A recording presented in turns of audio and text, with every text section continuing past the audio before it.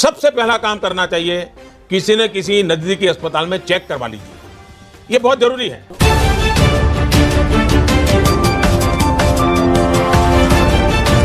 जी हाँ दोस्तों, कोरोना की दूसरी लहर की वजह से देश में हाहाकार मचा हुआ है और इस दूसरी लहर का कहर अभी भी जारी है। पिछले 24 घंटों में 3690 लोगों की कोरोना की वजह से मौत हुई है, जो आज तक का सबसे हाईएस्ट आंकड़ा है। और विशेषज्ञों का कहना है कि 3 से लेकर 5 मई के बीच कोरोना अपनी पीक पर रहेगा और इसके बाद में कोरोना के आंकड़ों में धीरे धीरे गिरावट देखने को मिलेगी।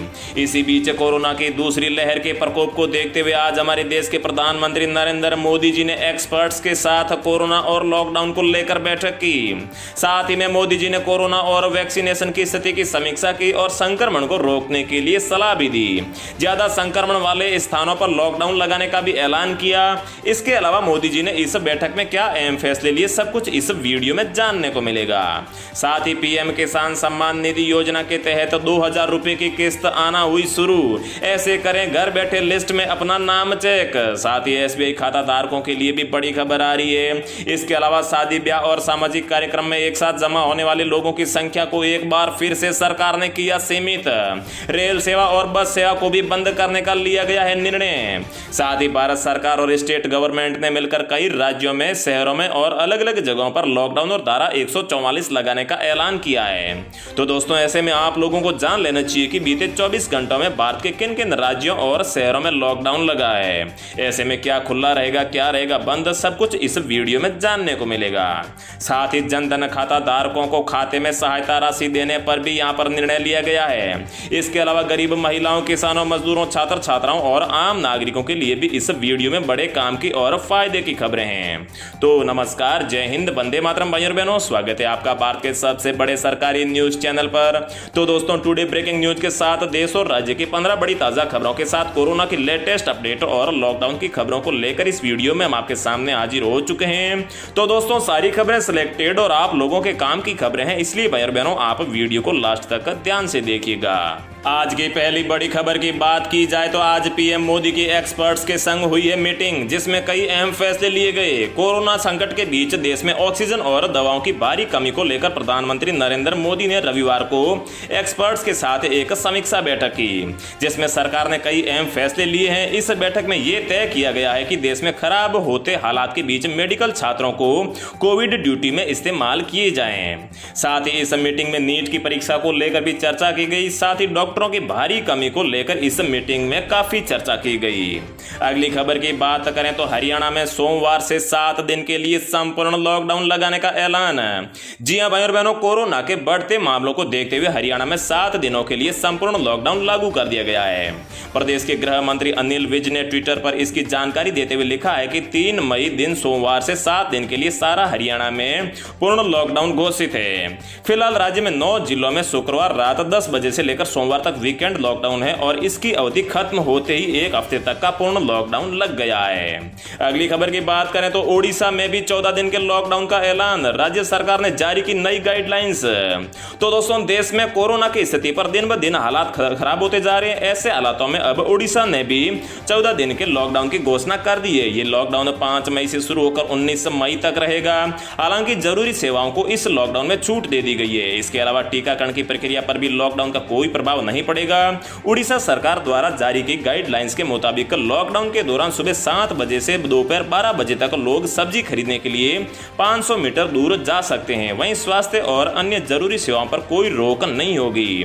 और दोस्तों, इससे पहले भी दिल्ली, राजस्थान समेत दर्जनों राज्यों ने भी लॉकडाउन बढ़ाकर 15 से लेकर 20 मई तक कर दिया है। तो दोस्तों, आजकल हर कोई व्यक्ति चाहता है कि उसे अपने गांव, जिले, शहर या फिर प्रदेश की हर खबर समय पर मिलती रहे। तो अगर आप भी यही चाहते हैं तो कमेंट में अपने राज्य या फिर शहर का नाम जरूर लिख दीजिए और साथ ही में ये भी कमेंट में जरूर बताइए कि लॉकडाउन या फिर यहाँ पर कोरोना की दूसरी लहर आने के बाद में आपको किन किन समस्याओं का सामना करना पड़ रहा है।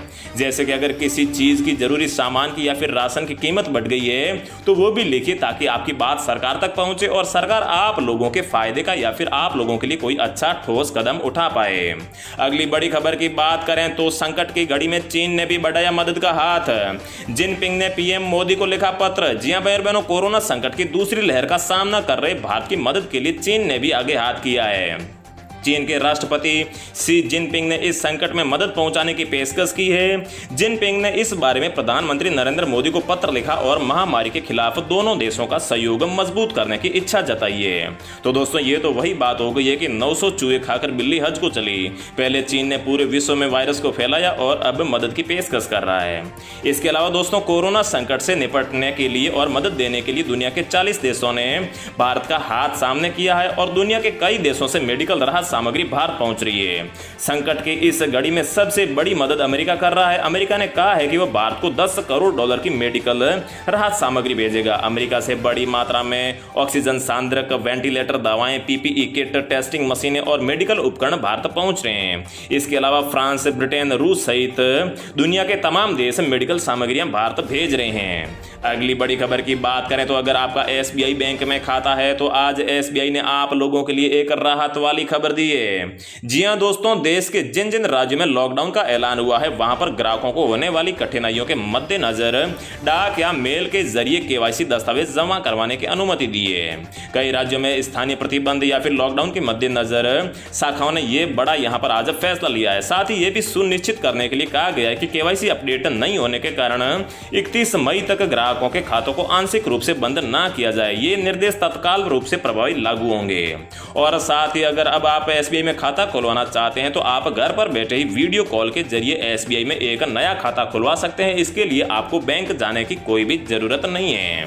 नेक्स्ट अपडेट की बात करें तो दोस्तों पश्चिम बंगाल के रुझानों में 200 सीटों के पार पहुंची टीएमसी। ममता बनर्जी की वापसी, बीजेपी को उम्मीदों से बेहद कम सीटें मिलती दिख रही है। नंदीग्राम के नतीजों पर विवाद और साथ ही परिणाम पर बोली टीएमसी प्रमुख, यह विजय बंगाल के लोगों के लिए विजय है। इसके अलावा असम और केरल में सत्ताधारी दलों को फिर मिली कुर्सी, बीजेपी के कुछ भी हाथ नहीं आया। केरल में पी विजयन की अगुवाई में लेफ्ट डेमोक्रेटिक फ्रंट ने जीत हासिल कर इतिहास रचा है। असम में बीजेपी को हालांकि यहां पर बहुमत मिला है और तमिलनाडु में डीएमके सबसे आगे है। एमके स्टालिन हो सकते हैं सीएम और पुडुचेरी में फिर से आ सकती है बीजेपी सरकार गठबंधन के द्वारा। अगली बड़ी खबर की बात करें तो कोरोना संकट के बीच सरकार ने टैक्स पेयर और जीएसटी भरने वालों को दी है बड़ी राहत, किए ये बड़े ऐलान।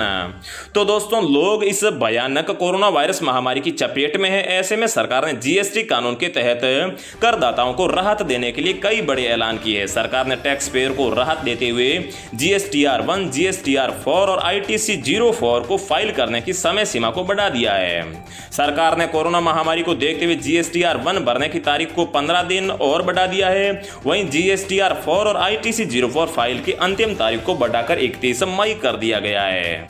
अगली बड़ी खबर की बात करें तो राजस्थान सरकार की महत्वाकांक्षी मुख्यमंत्री चिरंजीवी स्वास्थ्य बीमा योजना शनिवार को लॉन्च हो गई है। इसके तहत राज्य के अब हर परिवार को 5 लाख रुपए तक के स्वास्थ्य बीमा का लाभ मिल सकेगा। मुख्यमंत्री ने वर्चुअली इस योजना की शुरुआत की है और इस दौरान उन्होंने कहा है कि राज्य सरकार की मुख्यमंत्री चिरंजीवी स्वास्थ्य बीमा योजना व्यापक सामाजिक सुरक्षा की दिशा में ऐतिहासिक कदम है। ये राज्य के लोगों को इलाज के भारी भरकम खर्च की चिंता से मुक्त कर देगा और उन्होंने कहा है कि दूसरे राज्यों को भी इस बारे में विचार करना चाहिए। अगली बड़ी खबर की बात करें तो पीएम किसान सम्मान निधि योजना के तहत 2000 रुपए की किस्त आना हुई है शुरू। आपके खाते में ये किस्त आई है या फिर नहीं, घर बैठे ऐसे करें चेक।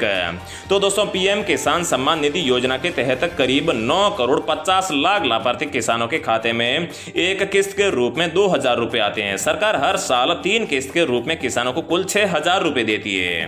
कृषि मंत्रालय के हवाले से सूत्रों से खबर मिली है कि इस बार किस्त मिलने में थोड़ी देरी हो सकती है। सूत्रों के अनुसार अभी राज्यों से डेटा अपडेट होने और रिक्वेस्ट फॉर ट्रांसफर मतलब कि आरएफटी पर साइन करने जैसी कई प्रक्रियाओं के पूरा होने का इंतजार है। इसलिए एक हफ्ते तक अभी तक कुछ नहीं हो सकता। मतलब कि 10 मई के आसपास किसानों के ये 2000 रुपए की अगली किस्त मिल सकती है।